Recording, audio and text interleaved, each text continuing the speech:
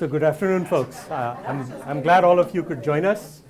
This is going to be an interesting conversation about how do we maximize success for our students by helping our faculty do more and scale their capabilities by leveraging the latest capabilities in AI. We've got a very eclectic group of folks here, so we'll go around and do a quick round of introduction, and then I'll provide a little bit of context in terms of what are we doing, how are we doing it, and then we'll get into the details. So let's start with Anant. My name is Anant Agarwal. I've been a professor for 35 years at MIT in computer science and AI. I founded edX about 12 years ago, and now I'm Chief Platform Officer at edX and 2U. Yeah, my name is Quddus Pativada. I'm the founder CEO of DigestAI, trying to use AI to mimic that one-on-one tutoring experience at scale for a very low cost, keeping accessibility in mind first. My name is Rajen, Sheth, and I'm the CEO and co-founder of Kyron Learning. And what we're trying to do is empower teachers with AI to be able to build solutions that can be providing interventions for students. I was previously at Google for 17 years, leading the AI team for Google Cloud and a lot of the education teams for Google Cloud as well. And now trying to figure out how we can use AI to provide equitable access to education to more people. Tom Wagner, Senior Director of Learning Analytics at WGU, in charge of the psychometrics team that focuses on assessment, and the learning analyst team that focuses on curriculum. Hello, my name is Joe Derry. I'm the Dean and Vice President of Data Analytics within the College of IT at WGU, working with Ashutosh. Prior to joining WGU back in August of last year, I led data science and digital transformation for Dell Technologies in sales, supply chain, and finance. A little bit of background about myself, but before I do that, let me just point out that I know Quddus looks young, but he actually really is very young. Most of you don't know that Quddus, you started coding when you were 8 years old, right? And he's now 19 years old.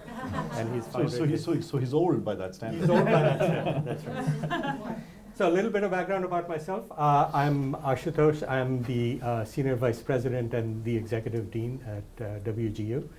I came to WGU about 3 years ago. The most important thing to know about me is I know nothing about education. And everything that I've learned is what I've learned at WGU. My background is in the tech industry.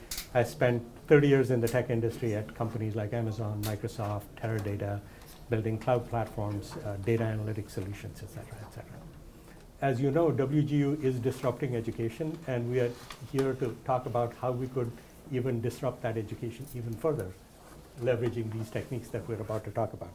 So one of the important things to keep in mind is that when students struggle in learning specific content, they need help. And the question is, how do they get this help?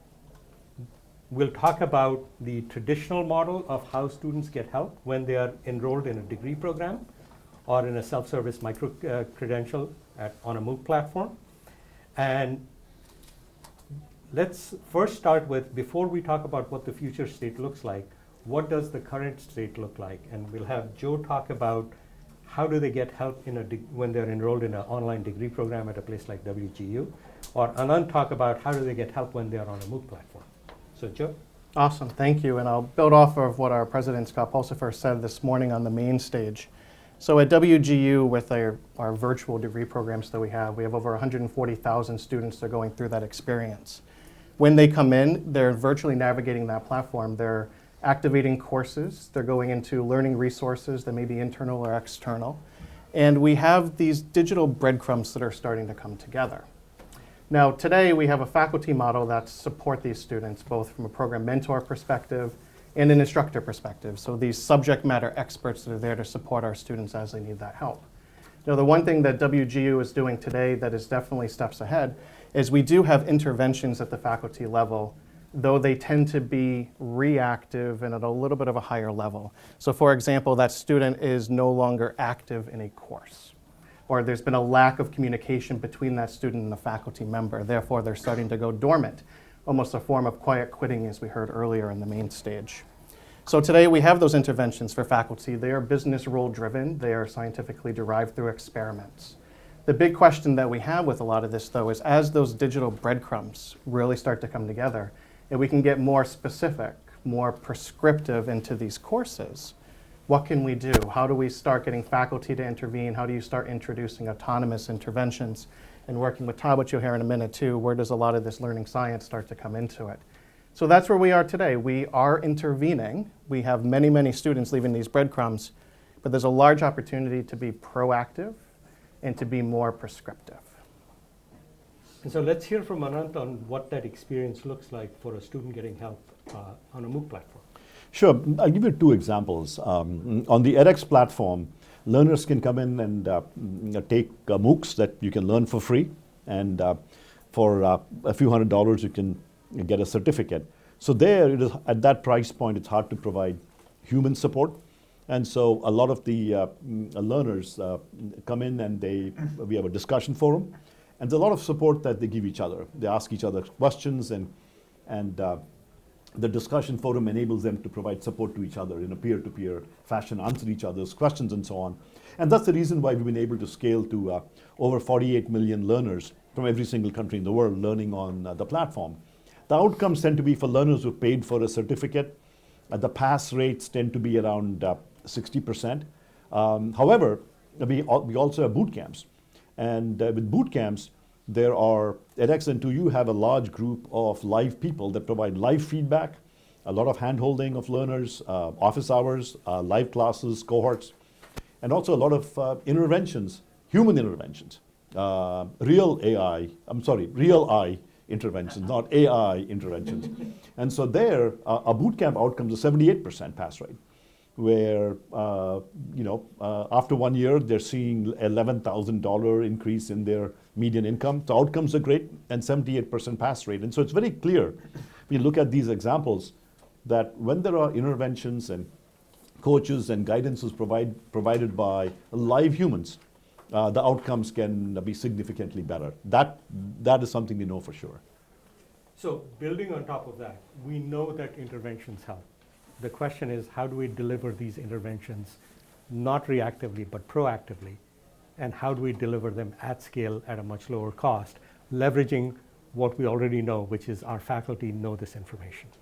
So let's agree on the fact that timely, personalized, and content-focused interventions that are delivered at the moment when it's needed is beneficial to the student. Let's just call them just-in-time interventions, which is what the rest of this is the future state that we're going to talk about. What if we could do this? Let's have a conversation about what do these just-in-time interventions look like. Now, to deliver this, we actually need 4 key capabilities. First, we have to define when and where is a student struggling. So we'll have an in-depth conversation about that. Second, we have to identify what are the possible interventions that would help a student when they are struggling. So we need to create essentially a library of these interventions that can be applied to a student who's struggling. Third, how do we personalize these interventions when a student needs help? Just because we have 2 students who need help doesn't mean that they need the same kind of help. How can we personalize this? And finally, we've been doing this. How do we scale this across a large number of faculty? So some of you must be wondering, why are we doing this work at WGU? Well, there's an interesting reason for that. In the College of IT alone, we have over 40,000 students on an active online platform where we track everything that they do. We learn all the details of when they need help, where they need help. In addition to that, we have about 600 faculty members who know how and when to intervene. So when you put these pieces together, then the obvious question is, can we build AI to leverage and scale what faculty members can do, learning from what the students are doing and where they need help? So what we're going to do now is go around and talk a little bit about how to do each one of these 4 things that we talked about. Any questions before we sort of jump into those things? Okay. So let's start with Tom, and we'll have Tom sort of talk about how do we know when a student needs help. Great. So we think about zooming in and zooming out. So let's talk first about zooming in. So some of the current essential actions, which are triggers sent to faculty that says this student needs some help, are based on overall activity with the learning resource. In other words, did they open the learning resource? We're now on my team looking inside the learning resource where we have data down to the page level and soon to the individual block level, each event with a timestamp so we can see the micro level interactions that the student's having with the learning resource. So in our initial version, we just said, imagine you're in a classroom with 50 students and they're working away on their course. If you had that physical classroom, you could walk around and look over Joe's shoulder and see, okay, he's on page 74. And you come back an hour later, he's still on page 74. And then he's still on page 74. So, Joe, do you need some help with page 74? So that was kind of our hypothesis, was that very high engagement levels on a specific page on a specific day may be a sign of struggle. We look then for the specific pages, there's maybe 100, 150 pages in a learning resource, on which specific pages is really high engagement associated with lower completion rates. And we found a handful of pages where that was true. So now we create alerts whenever a student hits that threshold of very high activity. Then the next layer is we're applying machine learning models, specifically a rule-fit classifier, to look across a variety of not just page events, but also formative events. So they're individual responses to individual formative questions, the coverage of those items. So if there's 10 items on a page, are they looking at 2 of them? Are they looking at 8 of them, all 10 of them? Are they answering the same question over and over again? Maybe they're just guessing. We're looking for guessing behavior. So there's a variety of formative item and page event data that we can combine, evaluated with a machine learning model, to then create alerts. Right now, we update daily, but we're moving towards near real time so that a student could have struggle now, and theoretically, 20 minutes later, or 2 minutes later, a faculty member could reach out and offer support. So this is work that is just beginning in terms of how do we detect when a student needs help. It's at a daily level today. We're planning to do this in minutes. Once we know when a student needs help, then the obvious question is, what interventions do we apply? And so what we'll do is we'll have Joe talk about what do those futuristic interventions look like. Let me point out that in order to do that work, you actually can't just rely on page level information. You actually have to tag the content. Here are the key important concepts, when a student enters those concepts and when they leave those concepts. And we're actually in the middle of tagging a lot of that content in the College of IT. So Joe will talk a little bit about what those interventions look like. And then we have founders of 2 AI companies who will tell you a little bit about, once we know those interventions, how do we deliver those interventions? And there are 2 examples that we'll use here. One is, how do we deliver through a video interface? And Rajen will talk a little bit about that. And Quddus will talk a little bit about how do you deliver that through a chat interface to the students. Awesome. Joe, it's all yours. So I think the thing I'll start off with is faculty in particular, right? And really playing to what faculty do best, which is teaching. So as we start realizing where folks are getting stuck, so working with Tom's team, for example, having those faculty talk about those interactions. So what is the way that you're trying to get them through that particular hurdle? Are you doing some kind of a synchronous webinar? Are you offering some kind of a worksheet? Is there a particular set of instructions or content that you are constantly going to as you're coming across hundreds of students that may be stuck? Now, there is an aspect of this where we would work with our program development function and try to figure out how can we unclog some of these things in the content themselves.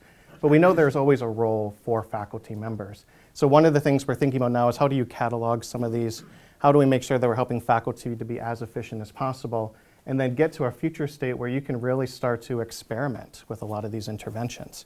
So if you are stuck on page 74, which apparently I got stuck on a lot of times in Tom's example, I was probably a little distracted. What is the thing that's going to get me unstuck? And there's an experimentation angle to this too. It's not just about deploying an intervention, but deploying the right intervention and being able to talk about, okay, well, what was the benefit of that specific thing and being able to track it. So now you're talking about going beyond that and starting to introduce this notion of a system. So you have a system and a workflow that's starting to think about they're stuck at this particular point in time. You have a system that can start to trigger some of these interventions and then experiment with what type of intervention is actually triggered. Being able to get back to it and say, oh, somebody's ring doorbell's going off. But getting back to it and saying, okay, well, this intervention I know works with this particular type of student in this particular scenario. So really playing to what the faculty can do, which means that the faculty need to be in the loop. They need to be interacting with students and constantly learning what can help to get them to that next step. Now that's from the human intervention perspective. One thing you're going to hear with these guys as well is there are technologies that we can start thinking about from an autonomous perspective. So what's the difference between where a person is needed versus where some of these augmented realities and technologies can really help? And where do we see that benefit? Who's getting unstuck the fastest? How can we help those students to truly be successful? We'll come back to the orchestration about that a little bit later in the conversation. But I just wanted to emphasize there's the technology component, but there's also playing to the faculty, the instructors, the mentors, and understanding in their interactions with hundreds of students on a monthly cadence, what is going to help them move that rock? So, Rajen, maybe you can talk a little bit about what the conversational video interface looks like and how does a faculty member use an interface like that to deliver these interventions? Definitely, and what we're really basing ourselves off of is two big premises. One is that the teacher is really important. The teacher is the one that knows how to work with the student, what to say, what to do with them when they're going down a particular path to get them to the right path. And I think that that's a key part. The second thing is that the best learning is done by a conversation rather than something that is just one way, something where a teacher is reacting to what the student is saying. So how can we use technology and a particular conversational AI to make it such that you can extend a teacher to be able to do this more scalably? Right now, the teacher has only two options. One is to record a static video, or two is to actually go on the webinar and have a conversation with the student. So what we're doing with Kyron is that we're making it possible and building a set of tools for teachers to be able to create conversational videos, videos that feel like a tutoring session, where they can ask a question to the student can answer that question, and then based on what the student says, the teacher says the right thing. And this is what they're doing is recording a bunch of small snippets of video, and we're bringing this together via natural language understanding to orchestrate a conversation around that particular topic. And so we can show you what this actually looks like in a particular scenario. So we started with a scenario around data science and a student that's struggling with a particular topic with data science to see kind of how this can happen, and we have a demo of that in Kyron Learning. How do you spell Kyron? Kyron is Kyron. And the one thing I'll preface this too when we show the video, and I apologize for the small screen, the instructor that you're going to see on here is a WGU faculty member as well, one of our senior instructors in the data analytics program, and he was able to pull this off in less than 3 weeks. I see from your evaluation report, you're experiencing some challenges with treating missing data using univariate imputation. Let's take a moment to review. Univariate imputation is a method we use to fill in missing data. Based on the variable's distribution, we determine the best value to fill in or treat our missing data. So, if a variable is missing data and its distribution is normal, what form of univariate imputation should you use? I think I should use the median. Not quite. Remember, the median is often preferred if the distribution of our variable is skewed or not normal. So, let's try that question again. If a variable with a normal distribution contains missing values, what is the best form of univariate imputation to use? Actually, I think it's the mean. You are correct.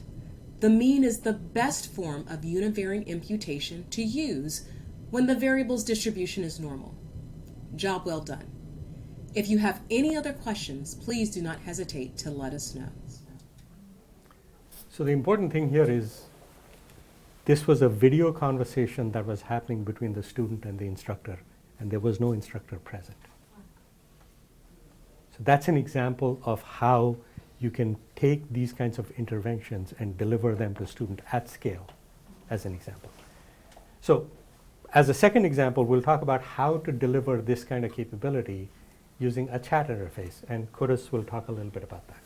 Yeah, I mean, a lot of good things were said today, and I think the thesis we were built on is everything that's been said is true. It's completely true, and when you're a student in California, that's very visible to you. When you go to a private school, you get those just-in-time interventions whenever you need them. But when it comes to WGU or any school today with a distributed network of students, especially in regions like the Middle East and Asia and Latin America, they don't have access to MacBook Pros that can get the just-in-time intervention whenever they need. They don't have the money to pay for a school as great as WGU, to have that interventions that are with mathematical models in the back end of it. So our focus and our thesis was accessibility. How do we take this really powerful tech, like the tech that Rajen has built, and how do we give it to the masses?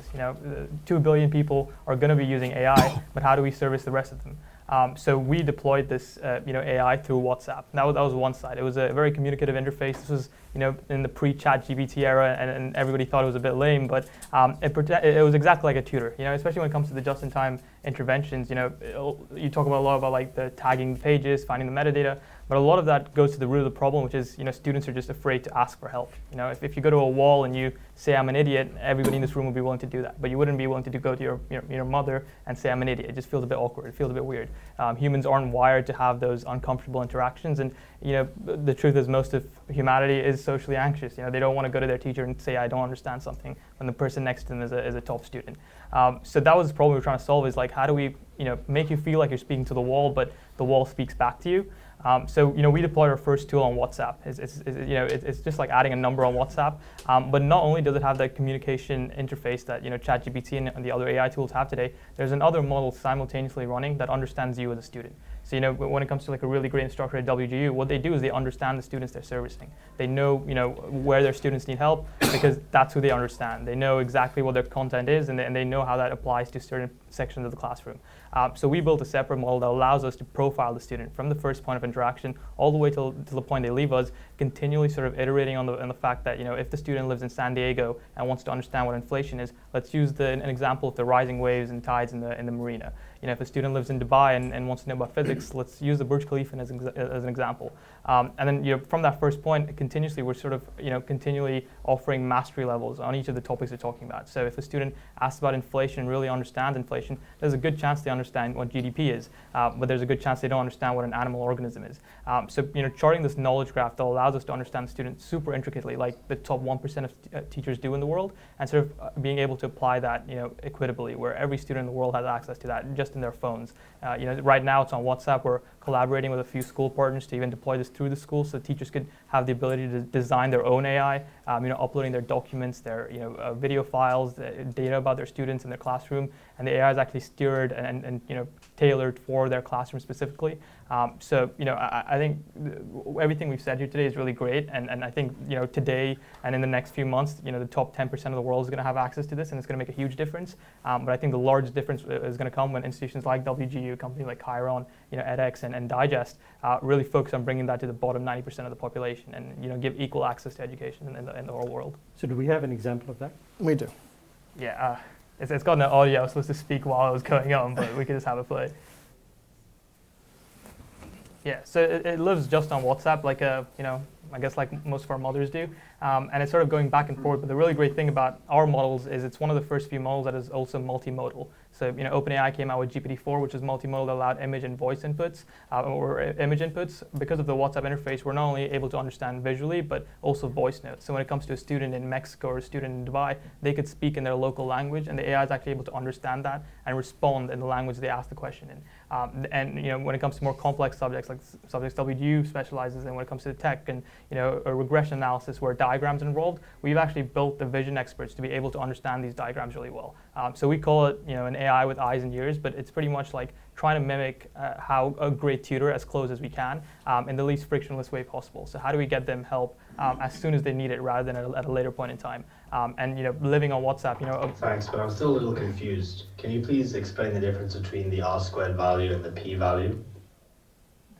So yeah, it's sort of able to understand voice. And then all of the responses are tailored to the student itself. So this is like a ghost student that we sort of based off, a WGU scenario present in a WGU course, and it's a profile built of a student that doesn't understand regression analysis really well. It's a student that's good at biology, and we try to use analogies relating to that subject as much as possible to drive that further understanding. And over time, when the student uses it for a few months, it has the effect that a really great teacher would, where it's able to understand exactly what to say, when to say it, to tick your right buttons, and allow information to be consumed in a way that's sort of optimized for comprehension and not just mass consumption.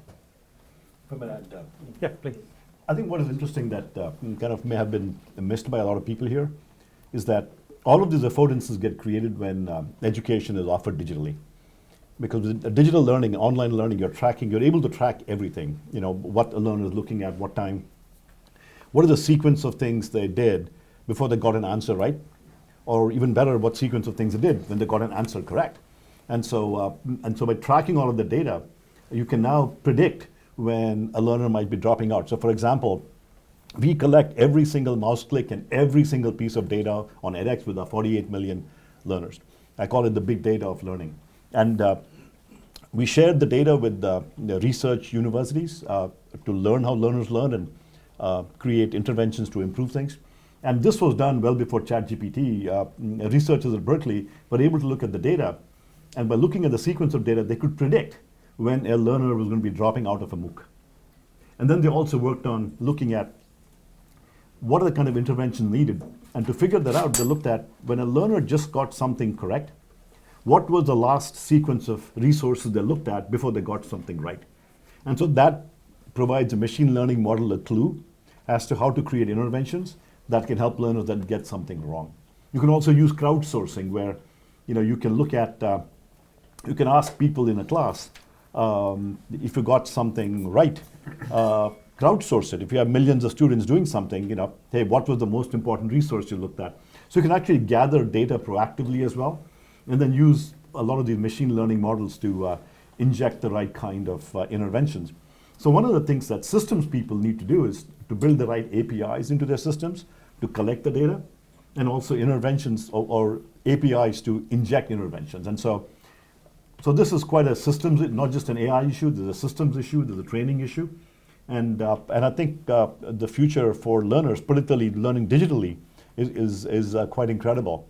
And today people talk about how online learning is as good as in person. I think give this a year or two. I think online learning will be leagues better than in-person learning, simply because of the data and what you can do with real-time interventions, which you just can't do in person. That was a good summary of the kinds of things that we're trying to do. So we've been talking about how do we gather all this data, how do we come up with interventions, et cetera, et cetera. The critical question is, you can't deliver the same intervention to all the students. So how do you personalize this? So one of the projects that we have going on at WGU is what we call Students Like Me, where you can use data about collections of students who have similar types of learning, similar types of outcome, and how do you make sure which interventions work best for which kind of students. So Tom can talk a little bit about that, and we'd love to hear also from Anant in terms of how that kind of information is being used on a platform like edX to help students. Go ahead, Tom. So this morning, Scott Pulsifer talked a little bit about the Personal Learning Guide, which is a tool that students fill out when they first start their WGU career, and it's got a lot of context that's really valuable when it comes to personalizing these interventions. So it measures things like math readiness, reading readiness, writing, tech competency. It also measures things like individual attributes like procrastination, help-seeking behavior, persistence, and also life factors like I've got time and a place to study, I have support from friends and family. So with all of that background, we create in some of our recommendation engine dashboards clusters of similar types of students who, by virtue of their Personal Learning Guide responses, their prior transcript, their prior success at WGU, are they passing a lot of their assessments or struggling with a lot of their assessments? How deep are they into their degree program? We can create a benchmark based on students like you So Joe might be in cluster number 4 and I'm in cluster number 7, and he's really good at math and I struggle with math. So if I'm in a quantitative course, we might get a different recommendation based on that kind of totality of what we know about the student. So both their WGU career performance as well as prior institutions, personal learning guide, and other data. Sure. One of the things we wanted to do, and this was before ChatGPT. Now, everybody loves to think, let's use AI and machine learning and somehow it'll solve the world's problems. There are some very, very, very simple things we can do that use a second-rate technology. So I'll give you a couple of examples, and we can have monumental improvements in outcomes. It's simple stuff. So we wanted to see if we can improve learner engagement in MOOCs. So people are learning by themselves asynchronously online, and the systems are known for students getting disengaged. So we decided let's see how we can improve engagement. And so what we did is that to personalize things to each student, it's very simple. You ask the student. And with online, in person it's tougher. How does the professor go and ask every student? But online, you ask every student. So we asked them what their goals were, and roughly what kind of milestones they wanted to hit. Okay? And then, so now we had a template of every student's goals. And then in the system, we simply track, are they hitting those goals or not? Very simple. There's no machine learning here. This is so simple. You ask the students what they want to do in terms of their goals and what they want to accomplish in milestones. And then you simply track, are they meeting those weekly or monthly milestones or not? And when they meet a milestone, it's personalized to the student because you've asked them this question and the system tracks what the student is doing. And if the student meets a milestone, we give them celebratory messages. Oh, great, have you seen Zoom where, the clapping kind of goes up the screen and stuff? It's simple stuff. And so here the student gets something right. They see a shower of confetti. Oh, nice, good job, and so on. Very simple. And then if a student misses a deadline, then it says, hey, look, you did set a deadline for this. Then maybe you need to get back and get into it. Simple things like that. We were able to double engagement with a technique like that. No AI, no machine learning, just very simple human intelligence. And so there's just a lot of opportunities with personalizing to the students, and you can just ask each student, what they want, and you can personalize it. So just think about, if this is what you can do with very basic, simple techniques, what else could you do when you actually had a system that Anant was talking about, where you're able to pull events about what the student is actually doing and interject interventions. It's one of the things that we are working on at WGU as well. What we're trying to figure out is, building all this technology and leveraging all this technology is awesome, but how are you going to do this with 600 faculty members? And that is just in the College of IT alone. So Joe can describe a little bit about the kind of orchestration and workflow that we're trying to build, and the underlying system that we would need in order to make this happen that Anant was talking about. Go ahead, Joe. I appreciate it, and I appreciate the systems discussion as well, too. 2 words, decision intelligence, right? And this is what I got to play in my previous role at Dell with. A lot of this is thinking about how do you intervene at the right time in the right way when the student needs it in order to influence a particular path in a journey. So at the crux of this system is a digital representation of a student. So you have to be able to logically put in some order of progression those digital breadcrumbs. You need to then anticipate where that student is going to be going on their path. It's the same way that you may have used Waze or Google Maps or something else at some point, right? You put your destination, which is in this case the successful completion of a degree or even a course or a particular milestone, and then you're given alternative routes. Depending on how you're kind of making that journey, maybe there's a police officer along the way or something like that, you make it rerouted, right? And they give you an estimated time of completion. If you can have that orchestration layer surrounding that system, so you have a digital twin, a digital representation of the student at that foundation, and you can anticipate some of these hurdles in advance or see when they happen in real time and reroute somebody, right? Then you can take these autonomous interventions and deploy them, for example. Or you can say, no, this requires a live human faculty member to reach out for the variety of reasons and actually be able to say, this was the action that was taken, tie it back into that system and make your network recursive. Make it self-propagating. Let this network start to anticipate and reroute on its own as you start going. Now, because of that, it means that you can't just deploy all of these different technologies. And with ChatGPT out there and all these technologies, and as awesome as the demos we saw today, and thank you again for doing those demos, by the way, we got to figure out some way to do this at scale across 140,000 students at WGU. And that system, that orchestration layer, that foundation, which relies on the work Tom is doing, right? So you want to be able to personalize these paths based on similar students. So same way Waze looks similar drivers like you, right? If it knows you're aggressive and a lead foot, it's going to be anticipating your route based on that, same kind of principle. But it has to have that orchestration layer. Without that, you're just kind of throwing all these firecrackers out there and seeing what happens and hoping one of them happens to trigger some reaction. But if we can get scientific with it, we can have that experiment, and we put the right investments in place for that system, it's really amazing to think about the potential that this could have. So this is just the beginning. This is where the effort of how to help faculty scale starts. And there's obvious questions about, well, if we do this, what's the role of the faculty member at that point? And just like everything else in technology, people worry about changes coming, so I have something to worry about. And the reality is, change is the way of life in technology. And you actually don't have to worry about anything. It's just that be prepared that things will evolve and things will be different as you go forward. So I think the role of a faculty member changes from being a pure practitioner to being a physician. It's being like a physician who practices and sees patients on a daily basis, but at the same time takes that learning and does a little bit of research on the data that is collected to figure out how can I do this better in the future. So that is what the future of a lot of this technology looks like as over time as we build this out and we deploy this to scale to hundreds of thousands of students, whether it is at universities like WGU or on platforms like edX.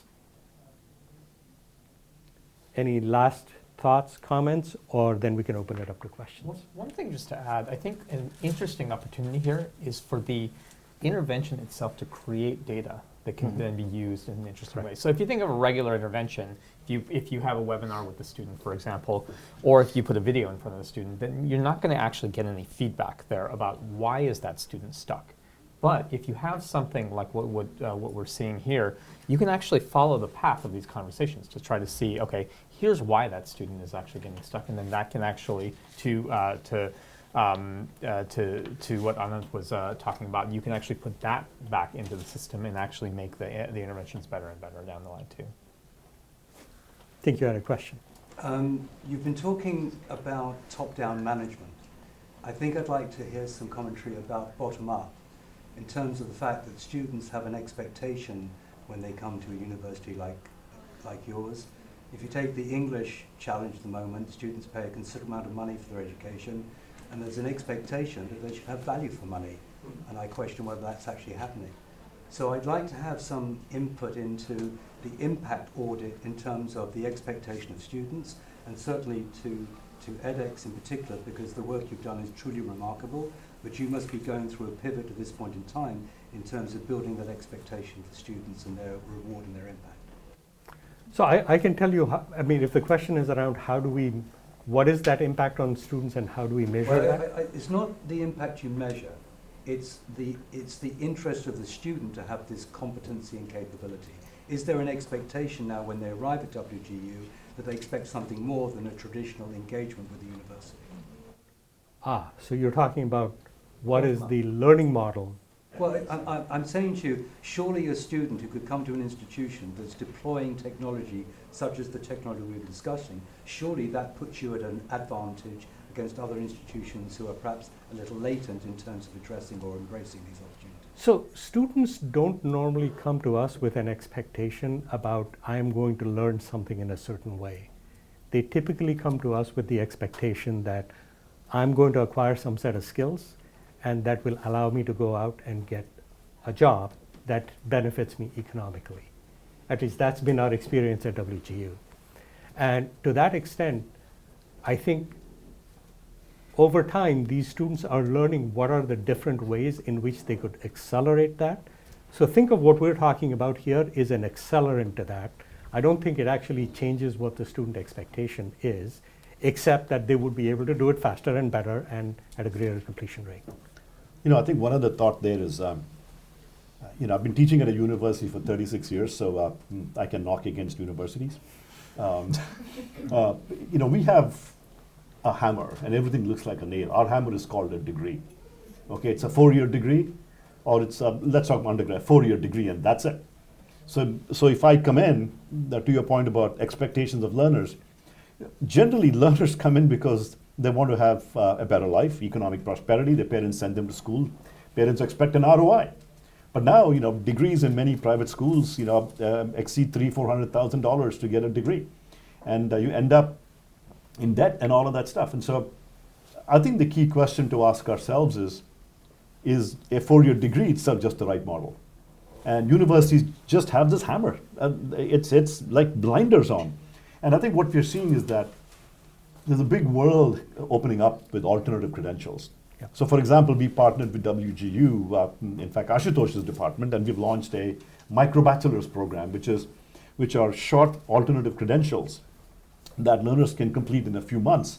And in IT or in some tech skill, and using that, they can get a promotion or a career advancement. For a lot of people, cheaper, faster, better, they can get a short credential. But for others, they want a full degree. And so really, we need to understand what the learner is looking for, what kind of ROI they're looking for, so we can find the right pathway for them. And let me just add one last thing. It is also what they're looking for over time, because they might want something now so they can get the next job, but they might want something different over time to get to that degree. Well, this is the point, because the point is it about the degree or is it about lifelong learning? It's about lifelong And if learning. it is about lifelong learning, surely the first point of contact, no disrespect to edX, is why would I not continue to have my relationship with the university where I got my degree, where I have trust, where I have that relationship, and conversational AI allows you to continue that relationship over and above the degree.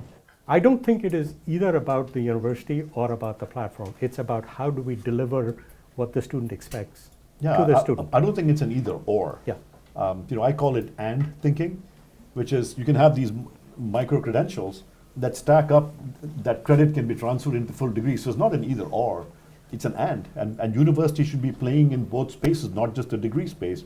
So we partnered with 230 institutions like WGU and others, where they offer, and many companies as well, that offer these credentials, and that also offer degrees where the credentials can fold into and provide credit into a degree path as well. So it's an and, I don't think it's an or at all. And since you're going down this path, I would mention that if you want to learn more about that, Anant and I are on a panel Yes. in about an hour where we are going to be discussing Exactly that specific topic. Unfortunately, I need to drag my colleague out in literally 1 minute, so I apologize for that. But One last question, and then we'll wrap. I was just curious about the AI. Is it looking, like the demo that you showed, is it looking for keywords from the students? So if the student doesn't say certain keywords, then the next video wouldn't pop up. Like I'm imagining when I call customer service and I'm not getting the answer I want, and I'm like, just give me customer service, but it's just not getting me there. Does that happen if the student doesn't say the right word? I'll let Rajen the answer question. that. It's a great question. And so what we're looking at, it's more sophisticated than that. Like what we're trying to do is actually interpret what this person is saying and figure out what misconception that actually maps to. And we use natural language to actually guide it to a particular misconception. And then if it is something that we don't understand, be able to give them a good enough response. What we want to do is supplement that, though, with generative AI. And so make it such that over time you can then understand a broader plethora of things and start to actually either have kind of these created videos or create videos on the fly. All right. How are you scaling the production of those videos? Yeah, what we're finding is that we're doing a couple of things. I think one is that right now we've actually made it such that any teacher can do it without any knowledge of AI. So they just can plot out, here's what the lesson looks like, here are the videos, and then put that into our system. And so that's kind of step one. Step two, though, is that can we actually make that authoring process simpler? Can we provide them, hey, if you were going to ask this question, here are the sets of things that students might say, so you should be prepared for those kinds of things.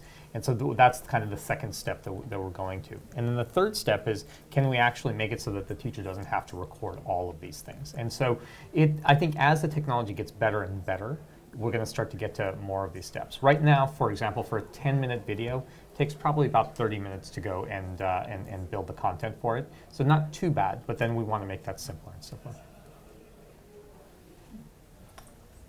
Awesome. I know the couple of you need to run, so any last questions? Otherwise, we'll wind this up. Thank you very much for coming.